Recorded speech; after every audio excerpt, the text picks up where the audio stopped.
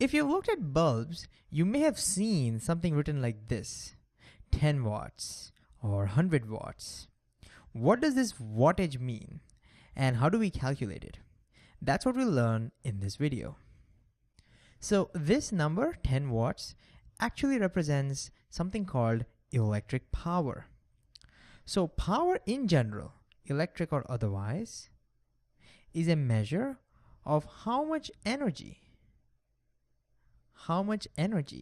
is consumed or delivered in unit time, per time. So its units become, let's look at its units now. The unit of energy is joules, the unit of time is seconds, and joules per second is what we call as watts, which we represent by W. It's named after the scientist James Watt. So over here, 10 watt means 10 joules per second. 10 joules per second.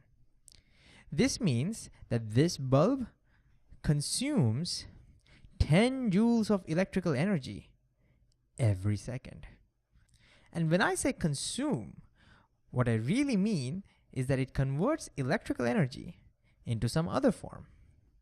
In this example, it could be heat and light, but there could be other examples. In speakers, we convert it into sound. In fans, we convert it into rotation or mechanical energy, and so on. Here's a list of power ratings of typical devices that we might find in our houses. For example, air conditioners have pretty high power ratings. They can be as high as 1,000 and go all the way up to 2,000 and 2,500 watts. 1,000 watt means our air conditioner consumes 1,000 joules of electrical energy every second. But if you look at your mobile phones, for example, they consume extremely tiny amount of power, less than 5 watts. Now here's a question: where do these energies come from? I mean, it has to come from somewhere, right? Well, you may guess that in mobile phones and laptops, these energies are delivered by the batteries. But in bigger circuits, like in our domestic circuits, then the energy is delivered by the large generators in the power stations. And again, what I mean by deliver here is that these things convert some other form of energy into electrical energy. For example, batteries convert chemical energy into electricity. And you may learn more about that in chemistry. Generators convert rotational mechanical energy into electrical energy. And we'll learn about this fun stuff in future videos. And guess what? For the electricity that we get at our houses, we have to pay for the energy that we consume. We don't pay for voltage or current, but it's the energy that we pay for. So it's important to be able to calculate electrical power. And so that's what we'll do now. We will see how to calculate electric power in terms of voltage and current. So let's take an example. Imagine we have a bulb through which 2 amps of current is passing. And let's say the potential difference across the ends of the bulb is, let's say, 5 volts. Now, looking at these two numbers, let's see if we can figure out what's the power consumed by this bulb. To do that, we'll first recall what current and voltage means. 2 amperes means 2 coulombs per second. This means through any point in the circuit, 2 coulombs of charge are passing by every second. 2 coulombs per second. And what does voltage mean? Volt is joules per coulomb. This means that when a coulomb moves across the bulb from one point to another, it delivers 5 joules of energy to the bulb. So what we know from these two is that for every coulomb that passes by, bulb consumes 5 joules of energy. And in 1 second, 2 coulombs are passing through it. So using these two numbers, can we calculate how much energy, how many joules of energy is being consumed by the bulb every second? Pause the video and see if you can try and do this yourself. All right, let's do this.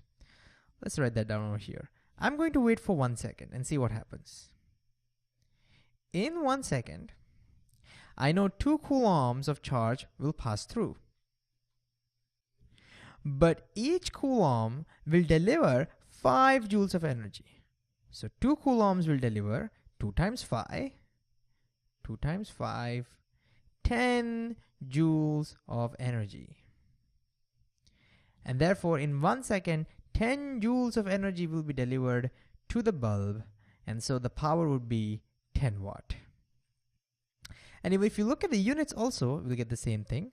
Notice 2 coulombs are passing every second into 5 joules per coulomb.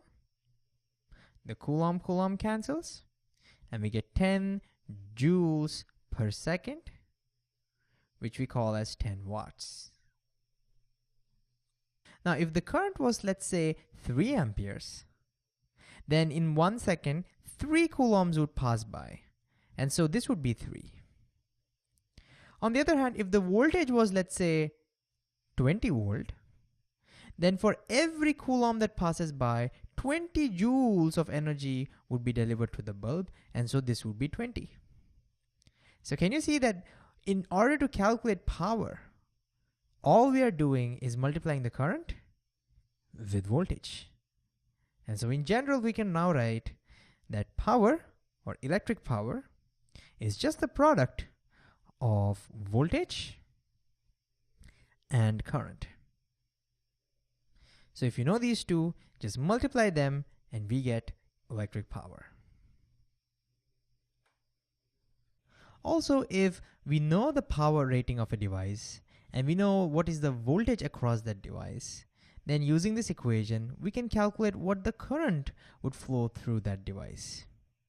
So to summarize what we learned, in any electrical circuit, there is a source, like batteries or generators, which will deliver electric power, and there are devices which consume electric power.